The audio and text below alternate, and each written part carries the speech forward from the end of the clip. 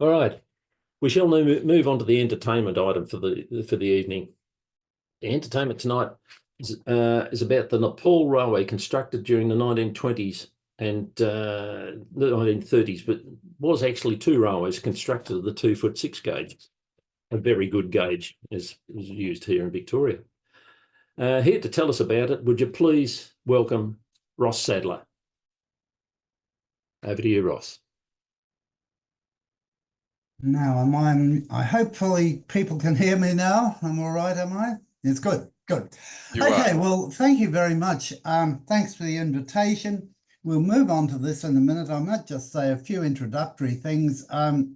This really arose from Bob Goff, and we have to thank very much for this because 3 or 4 years ago, Bob is our coordinator of our group in Brisbane, which hasn't met face to face for a while. But anyway, Bob asked me to come up with some entertainment. And I remembered, I thought, oh, they'll be sick of Indonesia, they're sick of Poland, they're sick of India.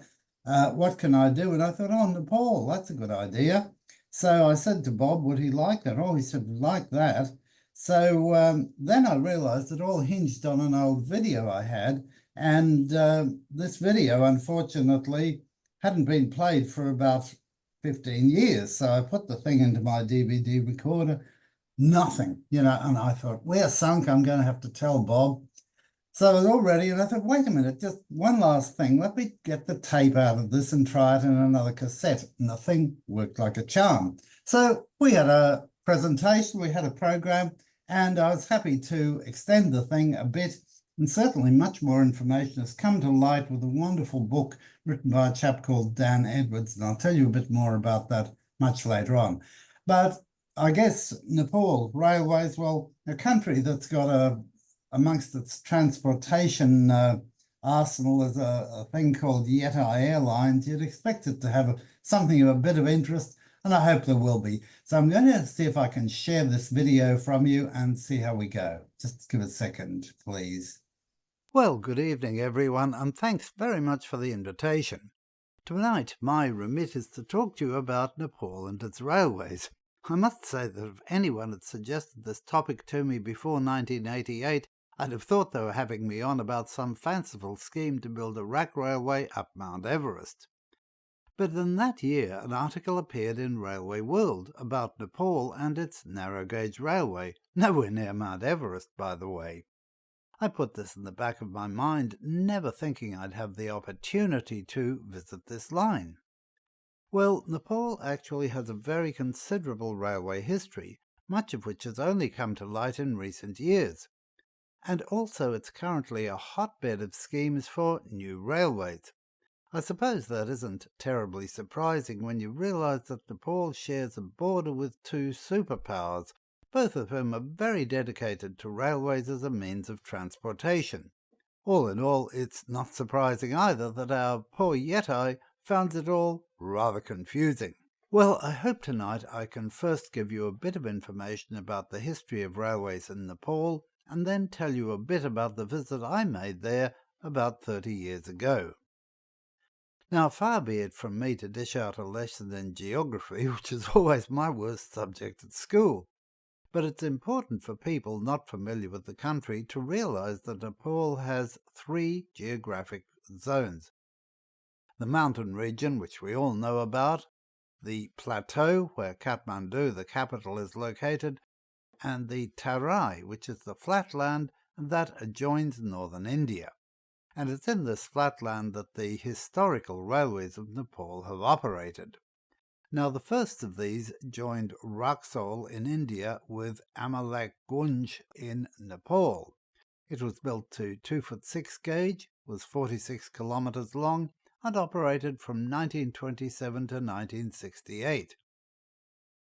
The second line connected Jayanagar in India with Janakpur Dham in Nepal, and ultimately Bishalpura. It was also a 2-foot 6 gauge line, 35 kilometres long, and operated from 1937 to 2014.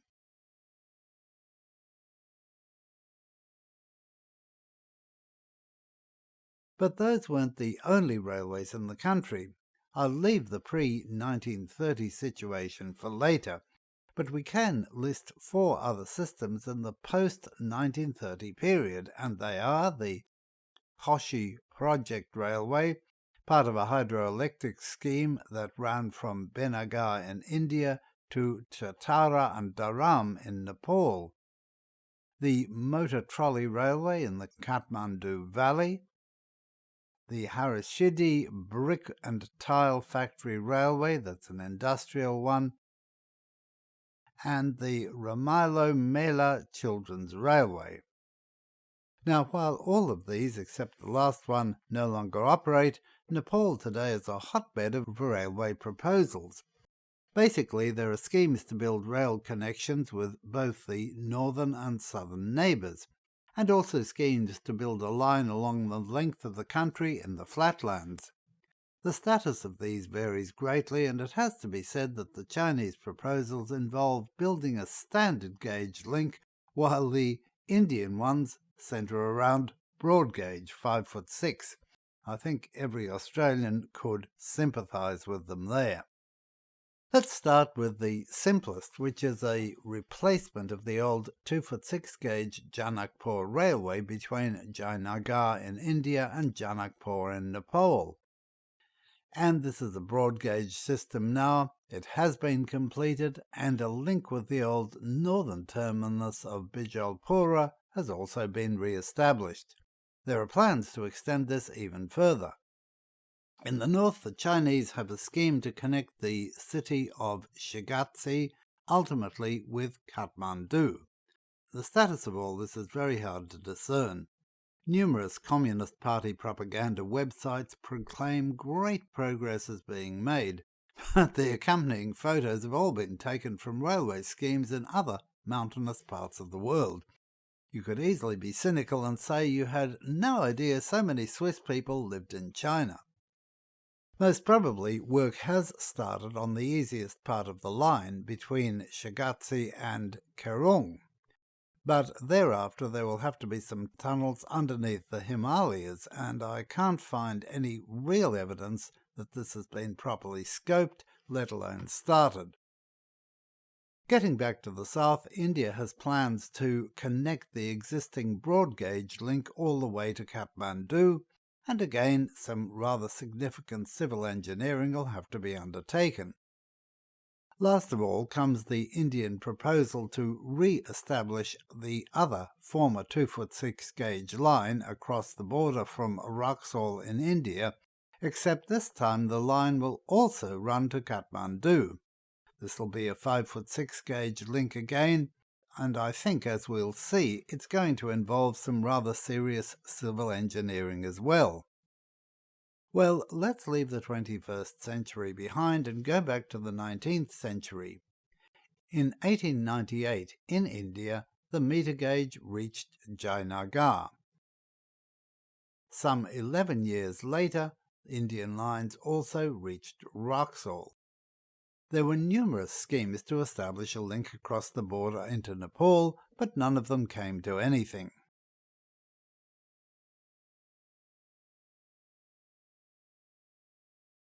There was even a proposal to extend the Darjeeling Himalaya Railway into Nepal and run 75 miles up the Arun River Valley. It would have made the DHR even more spectacular. Now here's a picture of the terrain we're talking about, and coincidentally a road is currently being built much over the route of the proposed line.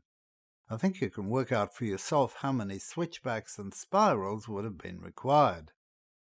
Now it goes without saying that this area has some very fast-flowing rivers, and if you're into whitewater rafting or building hydroelectric schemes, this is the area for you.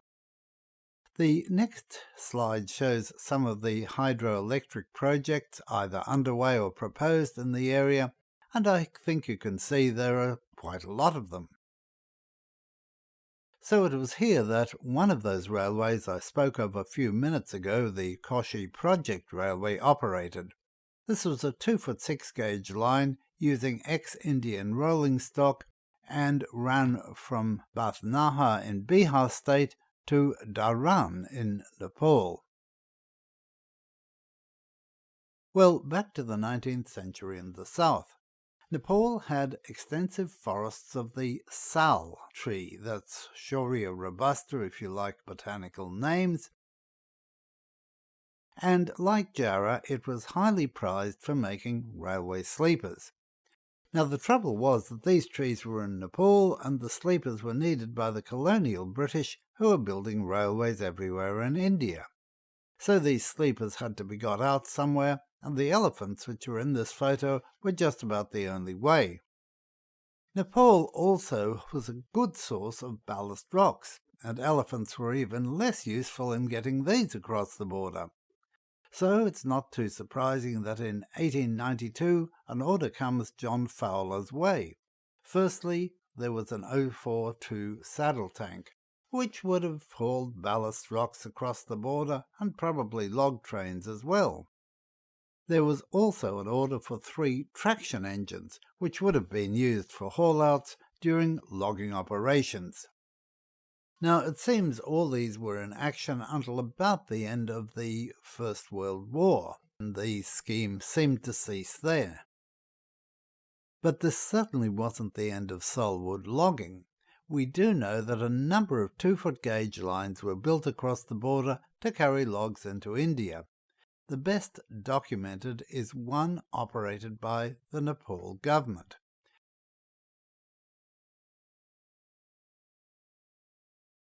It used Hunslet 460 tank locomotives. But these weren't the ones used by the Nepal government railways later, and nobody knows what happened to them. This operation also ceased about 1930. Now, when we're talking about Nepal, we have to remember that it was like Thailand. It never was anyone's colony.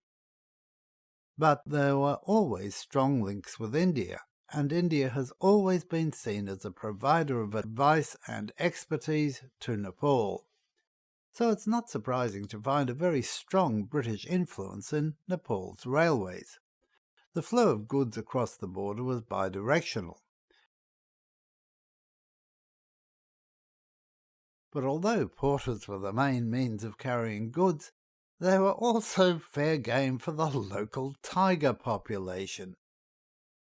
Of course, there was great interest, therefore, in the construction of a cross-border railway because tigers don't seem to want to eat steam locomotives. British engineers were called in and they recommended a connection between Raxaul in India and Amlek Gunj in Nepal.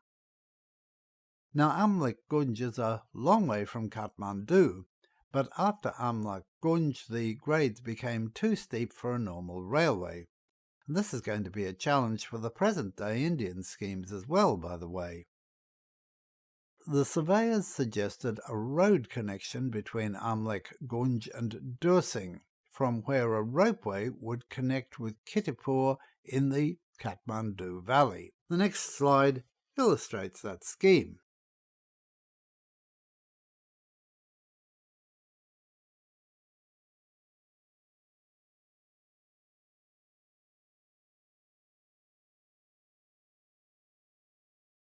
The Nepal government acted on these recommendations. As regards the railway, a British-Indian firm was engaged. Work was completed in a year, and the railway opened on February the 16th, 1927. Well, this is the line.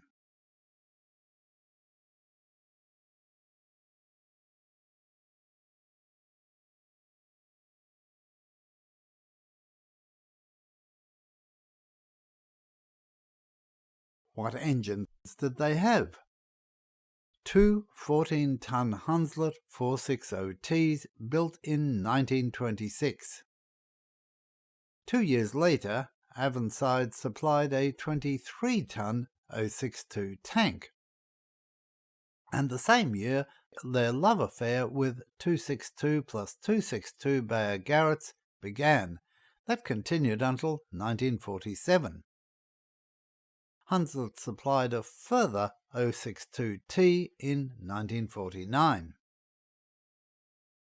And I might just digress here and say that as much as I admire Tom Rolt and his book, A Hunslet 100, his bit of journalism regarding how engines for the Nepal Railway had to be broken up into pieces small enough for pack animals to carry over the Himalayas certainly doesn't wash. The engines were, of course, delivered in a partially knocked-down state via the Indian meter-gauge system. But that wasn't all. The railway was always on the lookout for additional motive power, and this led to one of the strangest locomotive purchases of all time. In 1939 they would have loved to get another Bayer Garrett, but they basically cost too much. Well, who should turn up that year but the Consul General of the Netherlands? He gave the Prime Minister of Nepal a medal and almost certainly pointed them in the direction of his firm of De Croo and Bronze.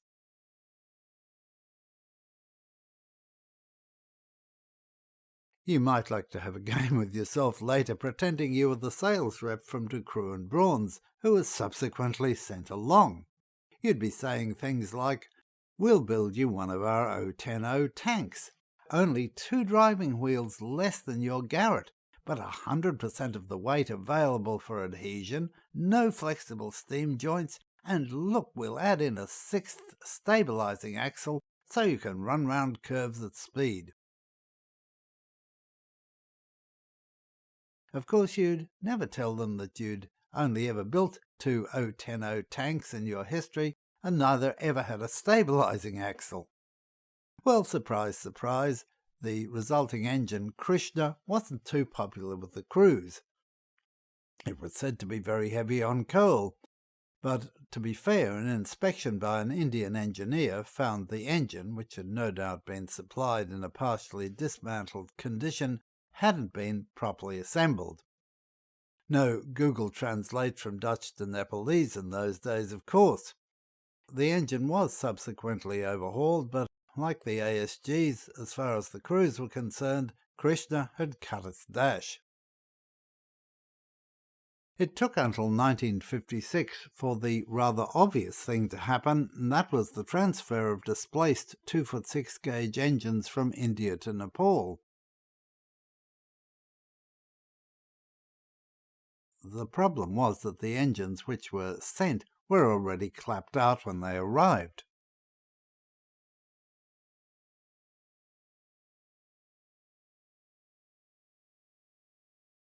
All this apart, for many years the railway was very popular and very successful, even if those tigers were left hungry because of the decrease in Nepalese porters. The railway even had its finest hour when it transported the equipment for Hillary's conquest of Everest in 1953. Hillary didn't travel on the railway, by the way, he flew to base camp. If you're an adherent of George Mallory, I'm sorry, I don't know whether the railway played any part in his expedition. But in 1962, a sealed road opened between Raxol and Amlek Gunj, and this was the beginning of the end for the railway. The next slide shows the manual handling of freight required for rail as opposed to road transport.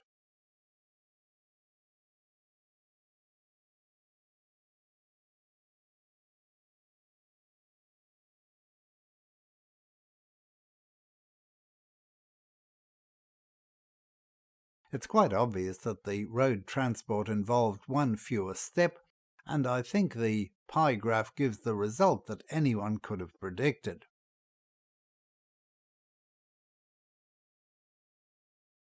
The story from here on is all too obvious.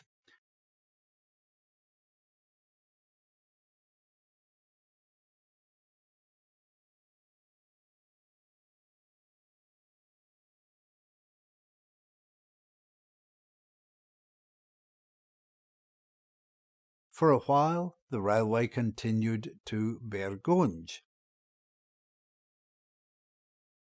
This was the customs point. And this is Bergunj today. Still the customs point. What's wrong with our environmental policy when we permit a disaster like this to occur? And all this in a country facing problems of increased glacial melt as a result of climate change. Young diesels ran the services on the final days of the Wraxall-Birgunj line. As the railway reached the end of its life, it transferred the usable steam locomotives via the Indian meter gauge to the other railway, which we'll talk about in a moment, the Janakpur Railway.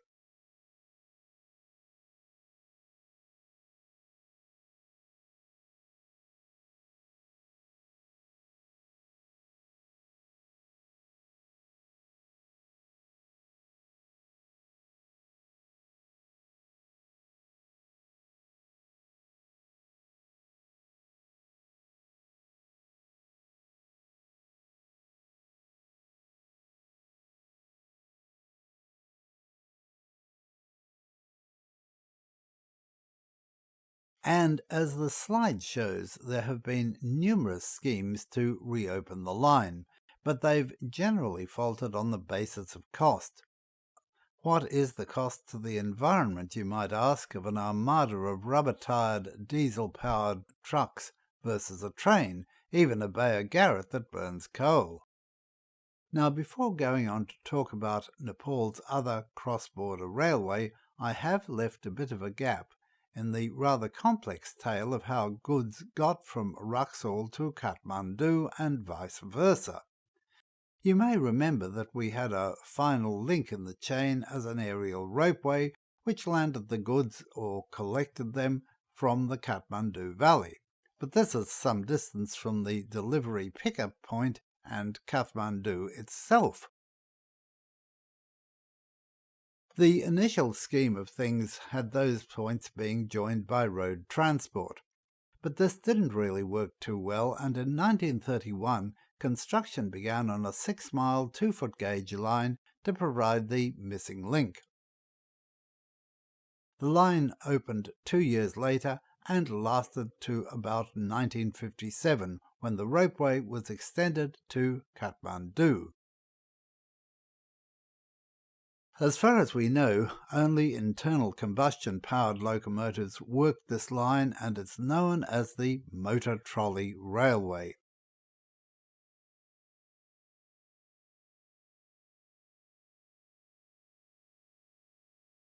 Now, this slide basically says it all about this so-called Motor Trolley Railway, namely that we have lots and lots of knowledge gaps.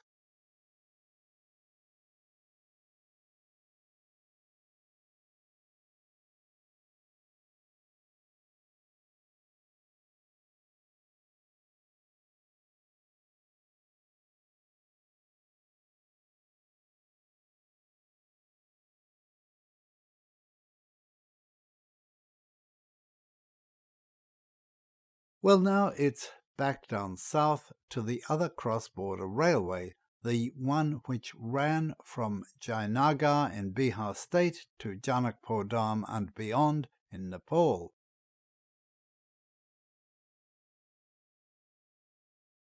Now, it's fair to say that just about every time there was some review of the Wraxall to Amlekgunj line, including the initial survey, the people responsible would always suggest that Nepal should build more cross-border lines. And top of the list was a line connecting Jainagar, the terminus of the Bengal and Northwestern Railway in India, with Janakpur Dham in Nepal. For one thing, there were many rice mills in this region of southern Nepal, and this would facilitate export of their product.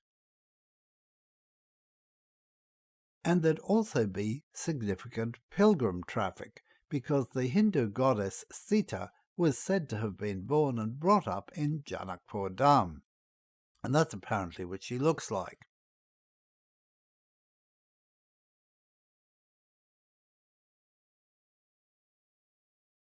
Well, construction began in 1937, and the railway was operating the following year. Now, this line was always subject to monsoon washouts. In fact, initially only temporary bridges were built over many streams, because the railway knew that the bridges would be wiped out during the monsoon. The initial operation was also minimalist as regards passenger stock. People just rode on goods wagons, and this situation persisted even when the line became possessed of passenger carriages. In terms of locomotives, the first engines did not come from a British builder, but from Orenstein and Koppel in Germany. They were 262 tanks named Rama and Sita after the Hindu goddess born in Janakpur Dham and her husband. And here's how they looked in 1981. And here's one of the same engines in 1994, probably in the too hard basket. And why did Orenstein and Koppel, and not a British builder, land the order? Well, a familiar story. Get your consul to give the PM a medal, and you get a locomotive order in return. So Australia's failure to play the game was Perry Engineering's and Bundaberg Foundry's loss. At any rate, the Nepal-Janakpur Railway was open, and it was quite successful for a considerable time, both as regards the all-important pilgrim trade and also carriage of freight. There were even schemes to open up several branch lines to further increase traffic. But the cracks soon started to appear. No proper provision had been made for ongoing maintenance. The stratagem of building temporary bridges basically meant that the line was not an all-weather concern. The staff weren't well paid, and they formed a union to demand better conditions. In no places were the problems more manifest than in the northern extension from Janakpur Dham to Bijalpura.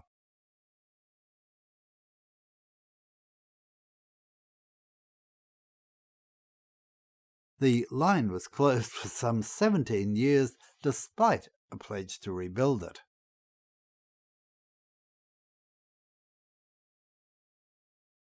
There wasn't even a station building at Bijalpura, and the line just ended in a field. The new broad gauge link, by the way, finally reached Bijalpura in 2023. So the Janakpur Railway's situation in post-war Nepal was dire, and the line needed a champion. They found one in King Mahendra, who was the country's Louis XIV or Queen Victoria, however you want to look at it. He was also a very interesting figure from a political standpoint, because he was about the last monarch anywhere to wield real power. He dismissed the government in 1960, and I don't think Queen Elizabeth, Prince Rainier, or any other royal could have pulled a stunt like that in 1960. Anyway, he was a great champion of the railway. 2 new locomotives were ordered from Hunslet.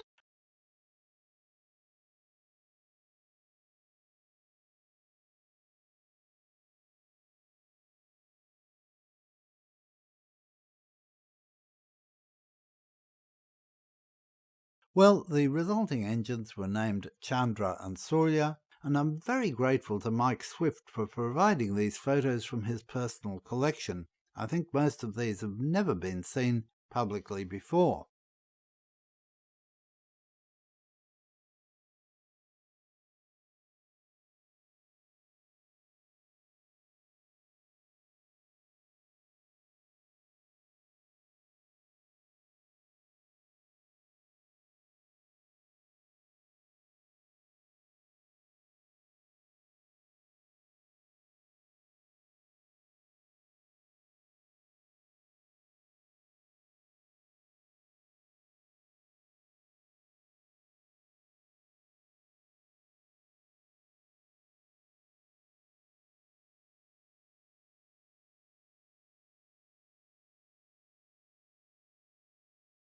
Chandra and Surya carried brass nameplates. That's the one from Chandra.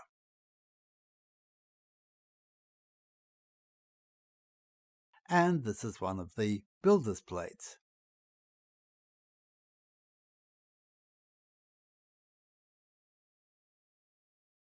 Now here's a selection of carriages. Firstly, the first-class carriage.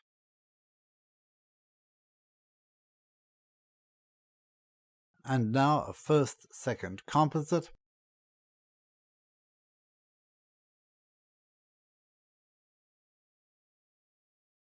and yet another style of first-second composite.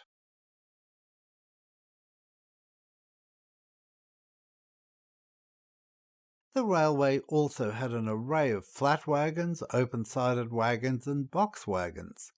There were bogie box wagons, but these saw less and less use as the years went by.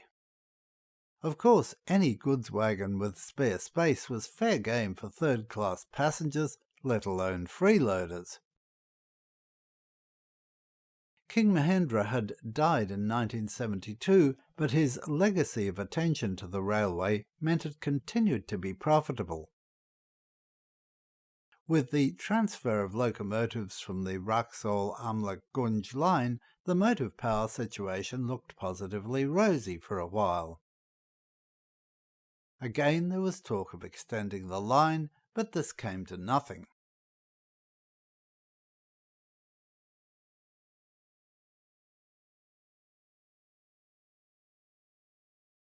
Indian coal was fuel for the railway, but when the Nepal government was slow to pay, supplies would be withheld and the engines were reduced to burning wood.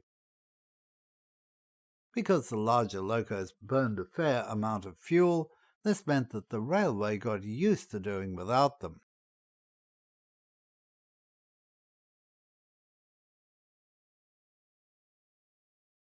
And track maintenance, or the lack of it, continued to be a serious problem. Things only received attention when an emergency developed.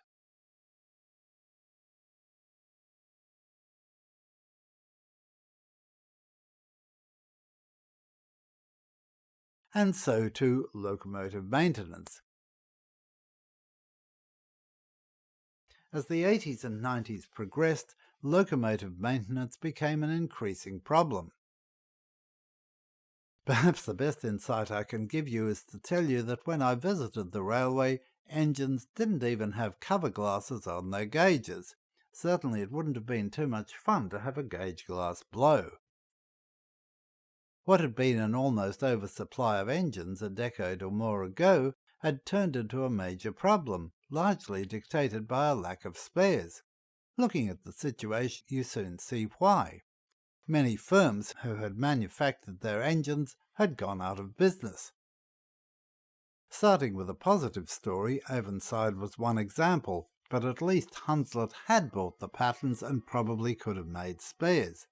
But then you had Bayer Peacock, Ducroux and Brawns, leaving Hunslet as the best chance.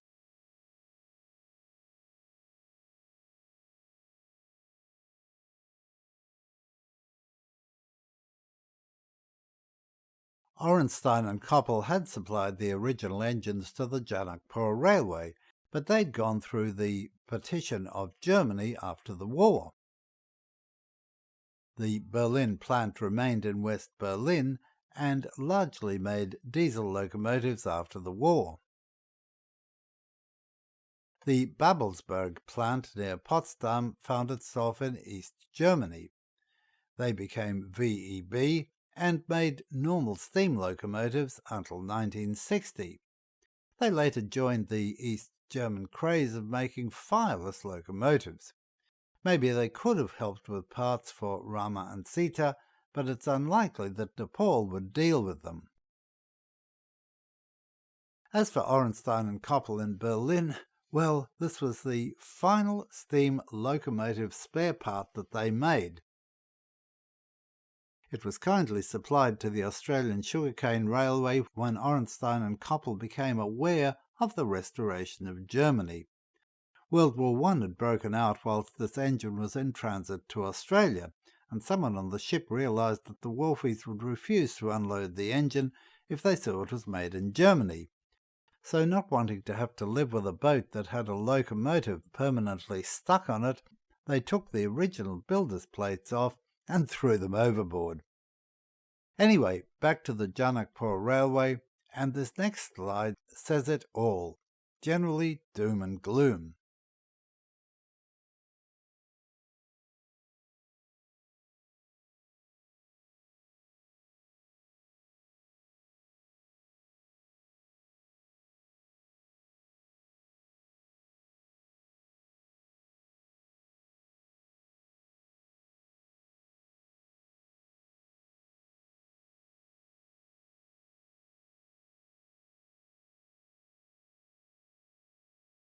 So India came to the rescue.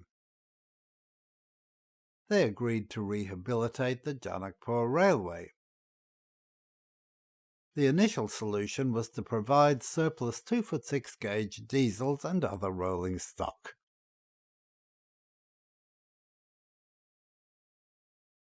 Steam officially ended on the Janakpur Railway in October 1994, although for a while some of the more serviceable steam engines were kept in for reserve and also for charters. And a week before Halloween in 1994, the diesels did their trick-or-treat by entering regular service. Initially, the Indian diesels were restricted to the Jainagar-Janakpur section, and the young diesels worked the Bijalpura service. That's illustrated in these next two slides.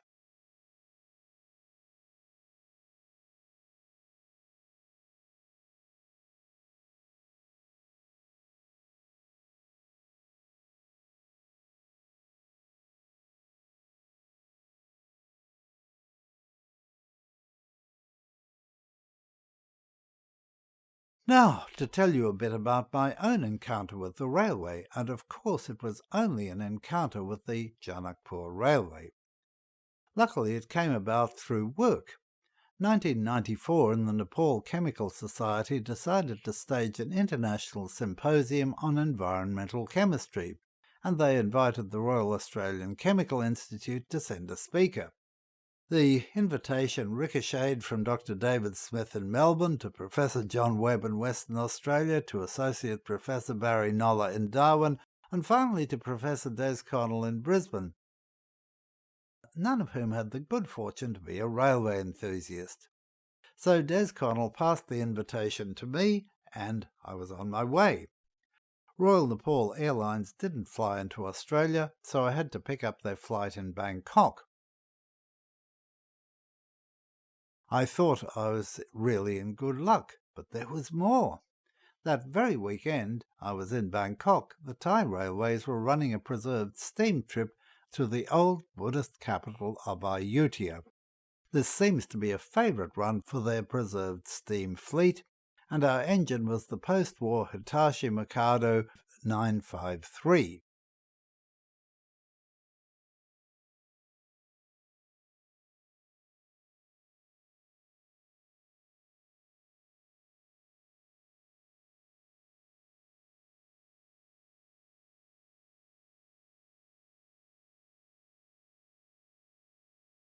Ayutthaya is a centre for everything Buddhist, as these next few slides show.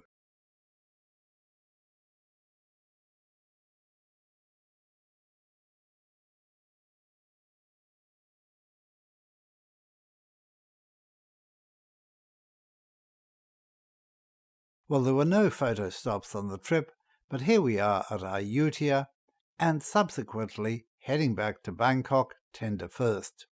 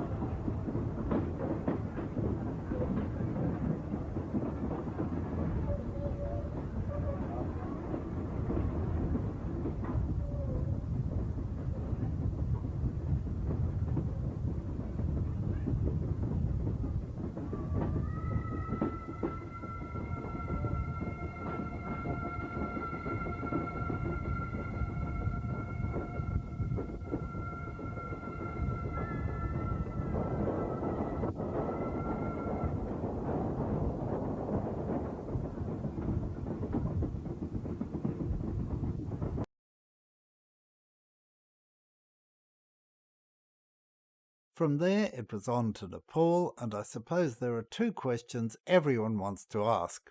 Firstly, did I climb Mount Everest? I'm afraid the answer's no. Putting up the Christmas lights is quite enough of a high altitude climb for me. I took the lazy man's way out and caught one of the many mountain flights.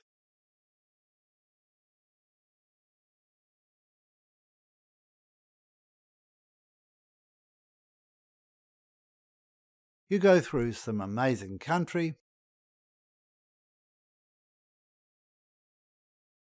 until eventually you get to the big one, which, by the way, the Nepalese refer to as Sagarmatha and not Mount Everest. And the other question I guess everyone wants to ask is, did I see a Yeti? Well, I've got some better news here. I did. At least the statue of him in the grounds of the Royal Nepal Airlines building in Kathmandu.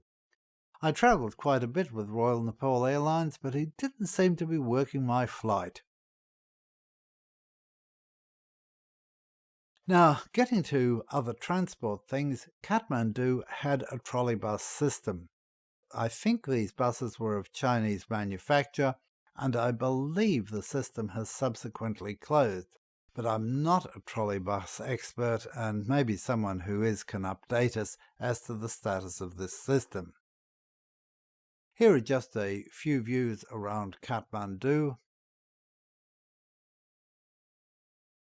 This is Swayambanath Temple, the one that's on all the tourist brochures. And here's the nearby holy town of Bhaktapur. Well, we had our international conference with plenty of local food. And one of the side activities was a session with the Nepal Environmental Journalists Association.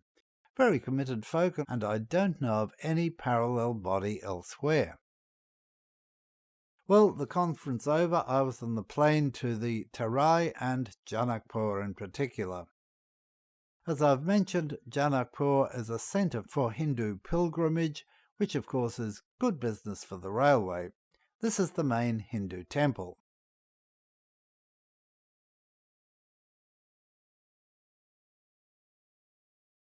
And there are two forms of transport you encounter in Janakpur. I think you might guess what that building is. And what should be lurking in the yards getting ready to haul the afternoon Bijalpura train but Gayeshwari, one of the 1926 Hunslets.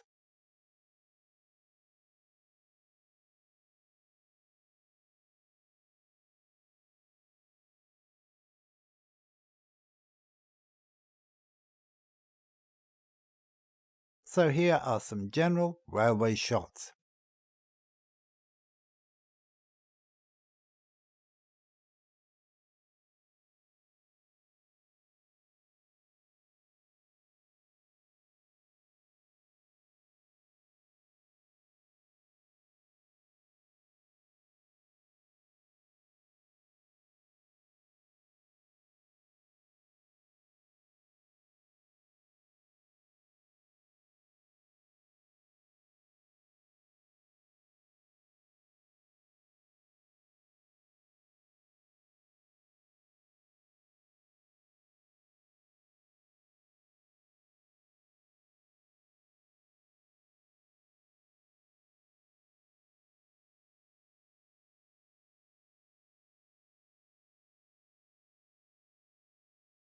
You'll no doubt appreciate my comments about track maintenance when you see this piece of 1908 rail, obviously acquired second-hand from India.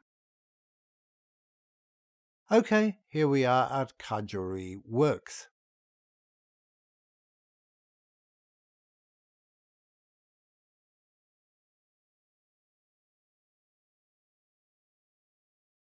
And for many years the works was powered by this Marshall stationary engine.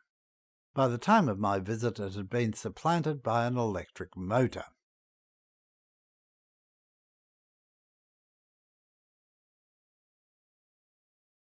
Here are some of the ghosts around the works. firstly as I saw them and then from archival photos during better days.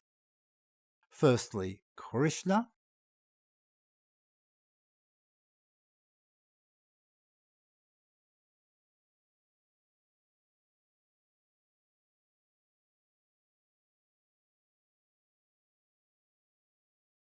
then the Bear Garretts,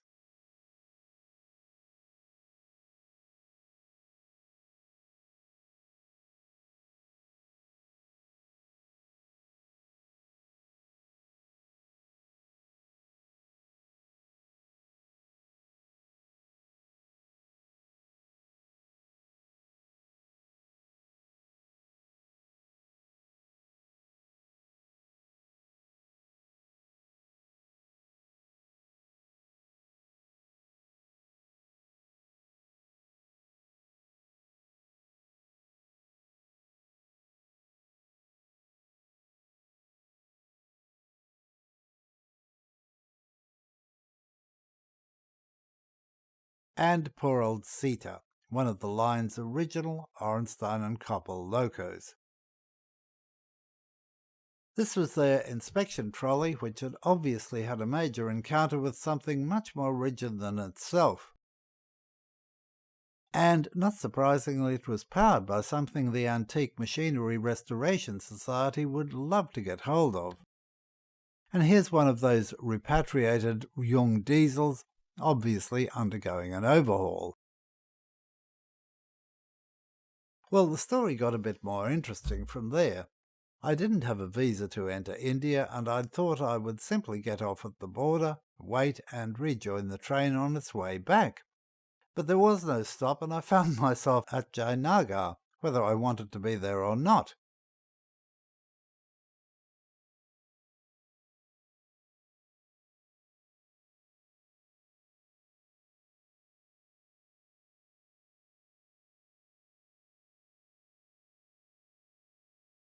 This is the Nepal railway station.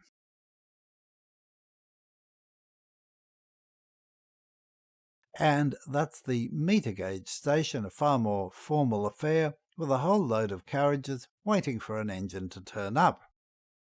Here's the engine shed with the YG sticking out and being prepared to haul the train.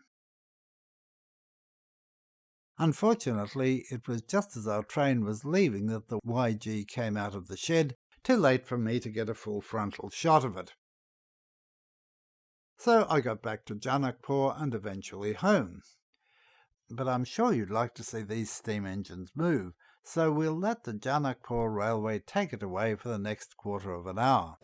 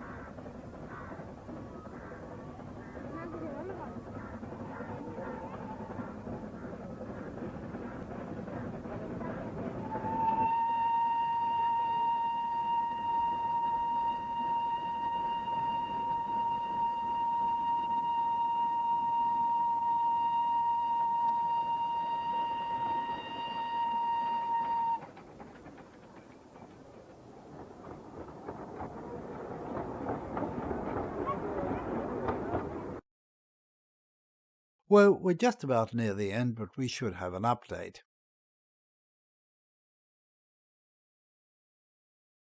Even the Indian diesels couldn't save the 2-foot-6 gauge railway, and the narrow gauge line closed in 2014.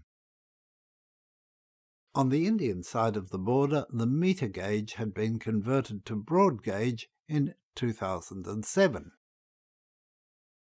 So a flow-on as regards the new rail link to Janakpur was the obvious answer, and Indian money financed the link. The line was completed in 2018, but services didn't commence until 2022, and I think it's fair to say that COVID was only partly responsible for this. Subsequently, a new line to Bijalpura opened in 2023. Passenger services are provided by Indian-built DMUs.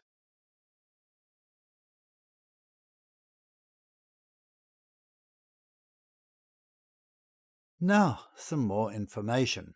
Firstly, if you're at all interested in Nepal and its railways, a truly wonderful book by Dan Edwards and published through Amazon. And despite his misgivings about going into press, it's already in its second edition. Once you've ordered the book, stay on the net for these. Firstly, Rob Dickinson's International Steam pages.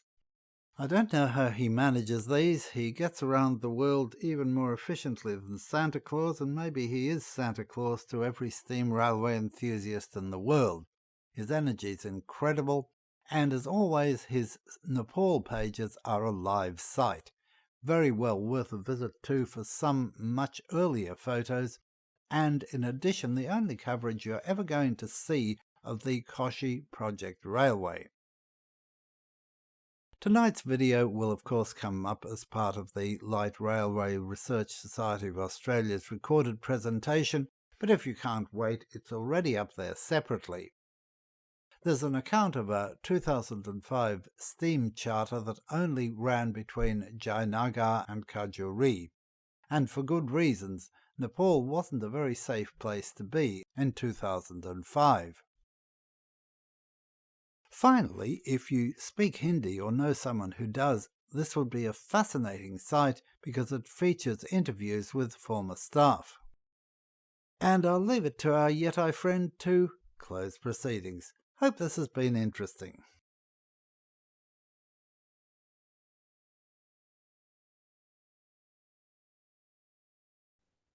All right.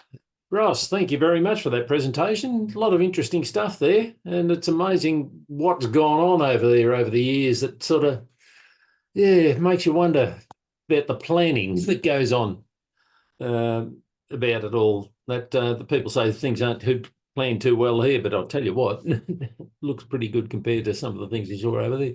And that all those people riding on the sides of that trains, we had issues here about feet hanging out of carriages. But we seem to have overcome that, which is good. But bicycles hanging off the side of trains, that's a pretty good thing as well. Yeah, no, interesting stuff. All right, who's got questions for Ross?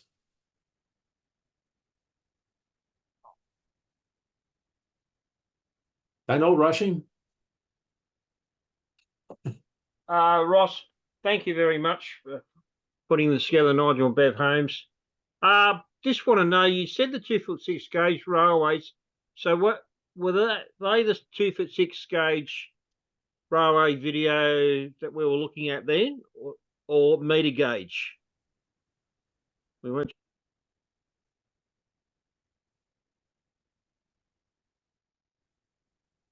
Ross, you'll have to unmute yourself.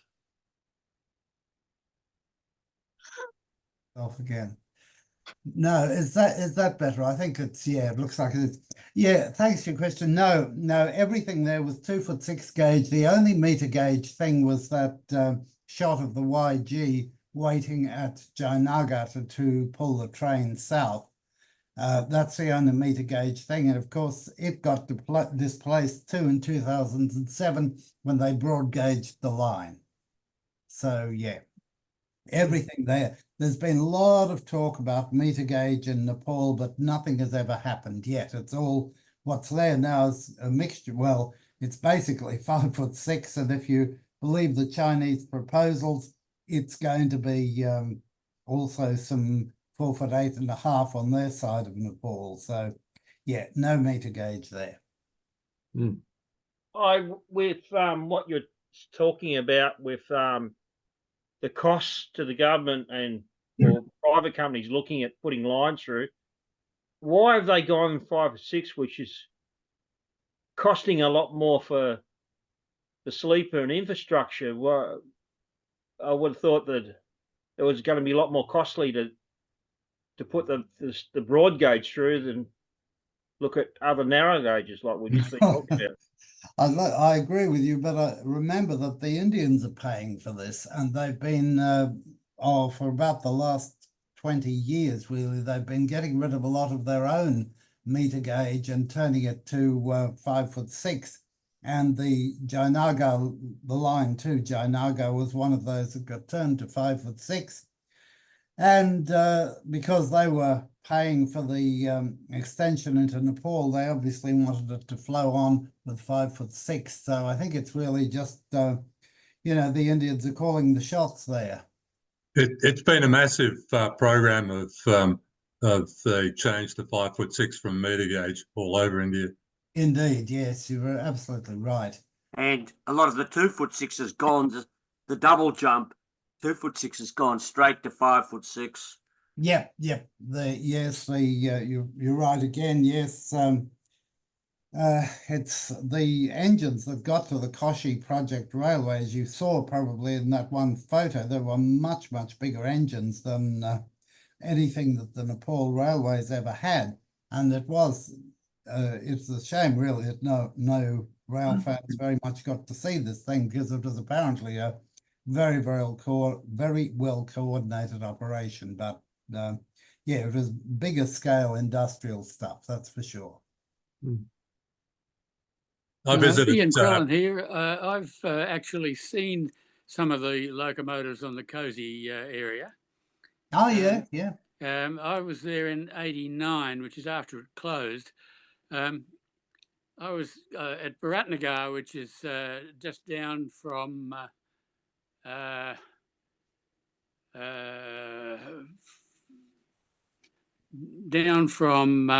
Dharan, which you had on your map. Around, yeah. And we didn't know that there was a railway there at all until we're going back to Kathmandu on the bus and driving along the river, and suddenly realizing that there was a permanent way on the levee banks along the river, which is associated mainly with flood control. And all of a sudden came upon a very English railway signal and a small locomotive depot, which I think was the depot for the Dharan branch. And there were at least 2 dead locomotives there at that stage, English industrial sort of tender locomotives. Unfortunately, I was on public transport on the overnight bus to Kathmandu and couldn't stop.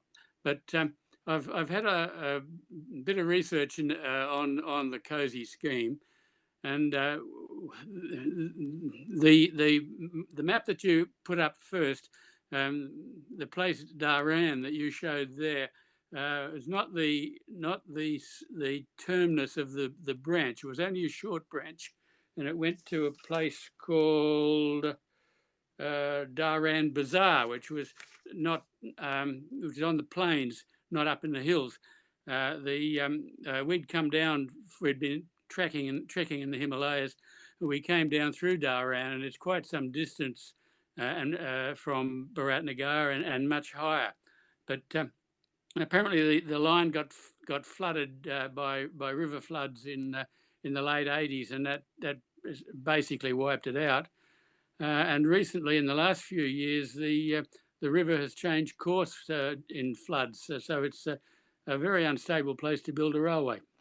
Yeah, if you have a good read of Dan Edwards' book, I mean, it was only a small thing that I mentioned that because it's something I've got no experience of. But if you have a good read of Dan Edwards' book, he's done an awful lot of research and walking around there and following the old track bed and all that sort of stuff. So you'll find that very, very well covered, much better covered than I did tonight. And it wasn't my intention ever to cover that line in any great detail, because I really know nothing about it.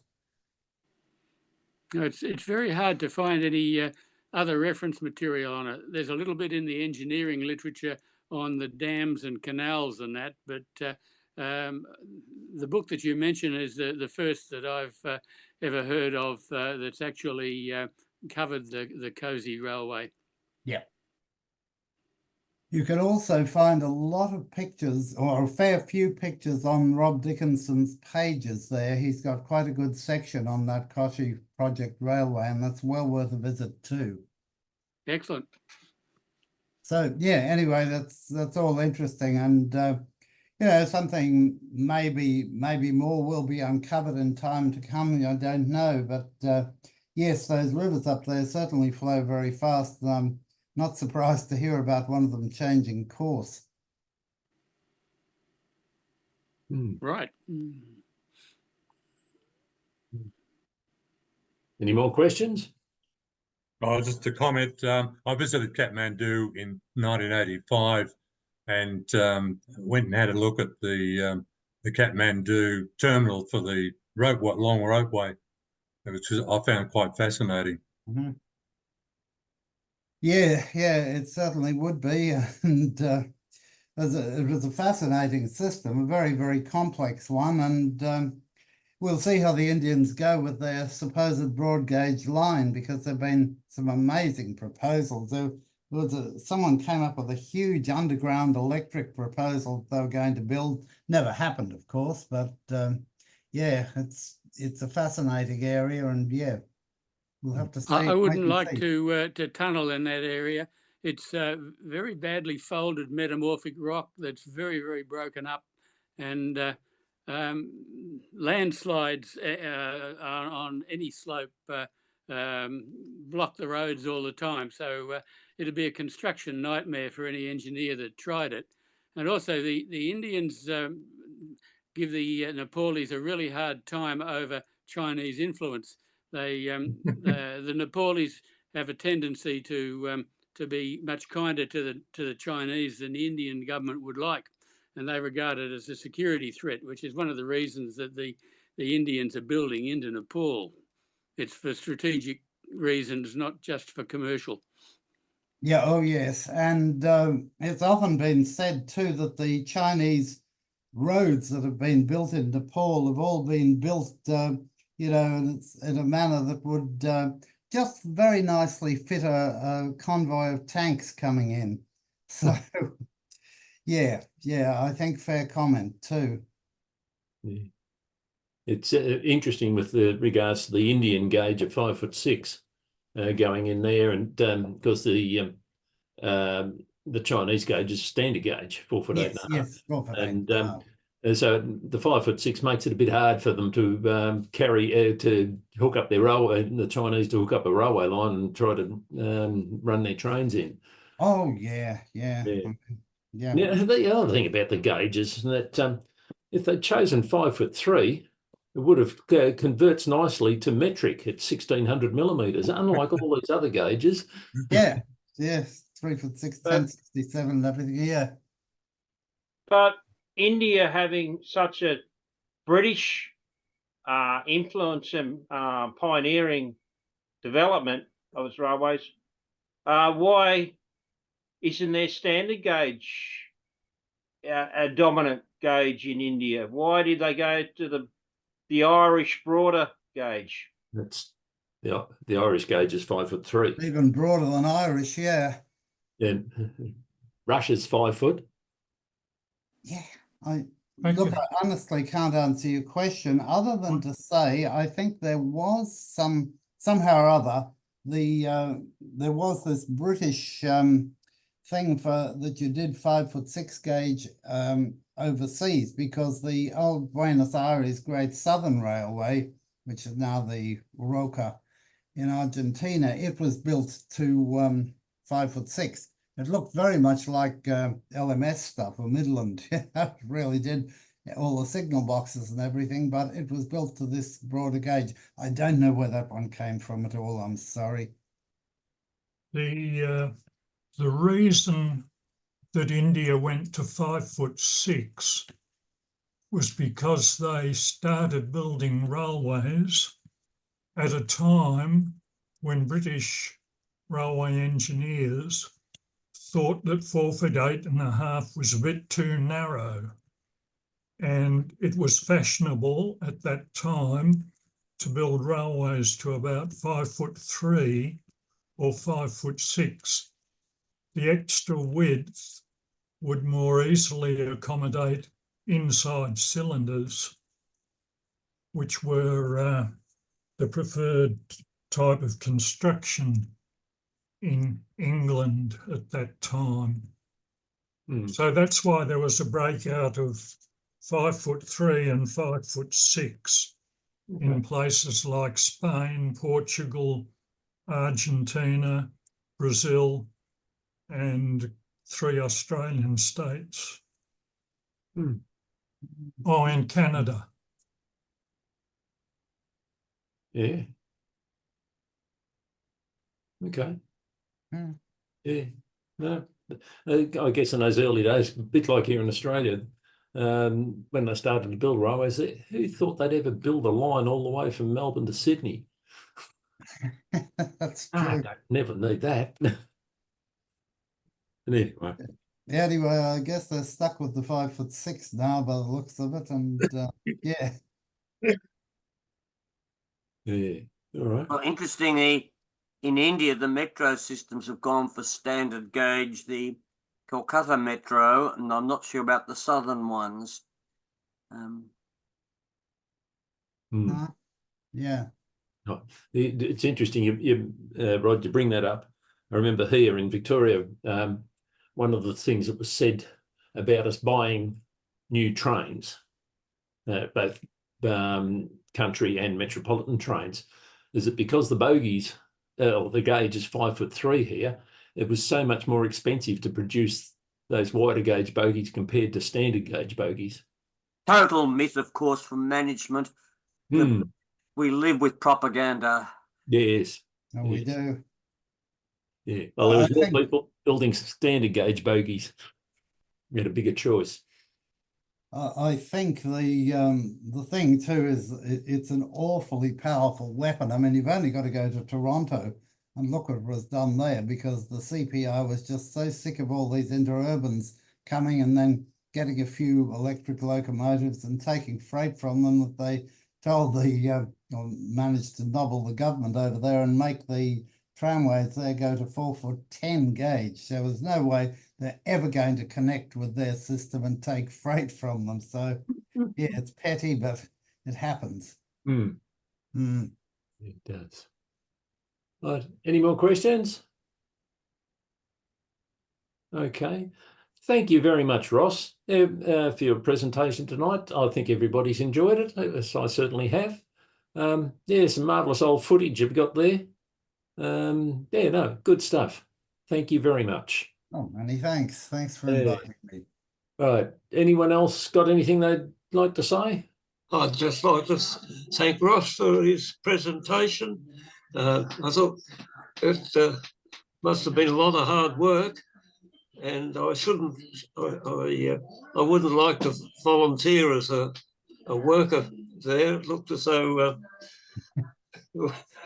compared with what they're doing with puffing buoy with front end loaders and things like that, it'd be easier than putting the coal in by hand.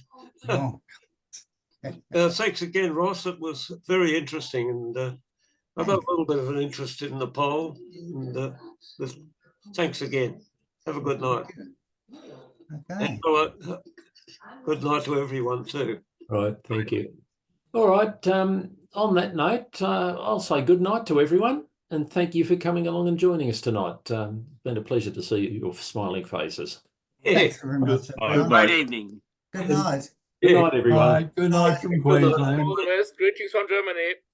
Good night. Good night from Germany. Yeah. Thanks again, Ross. Pleasure. Thanks, Bill.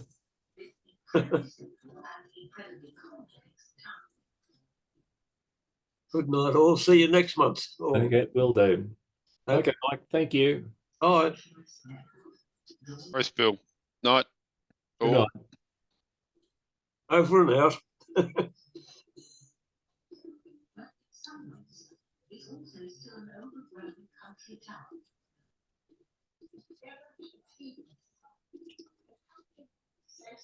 Very well.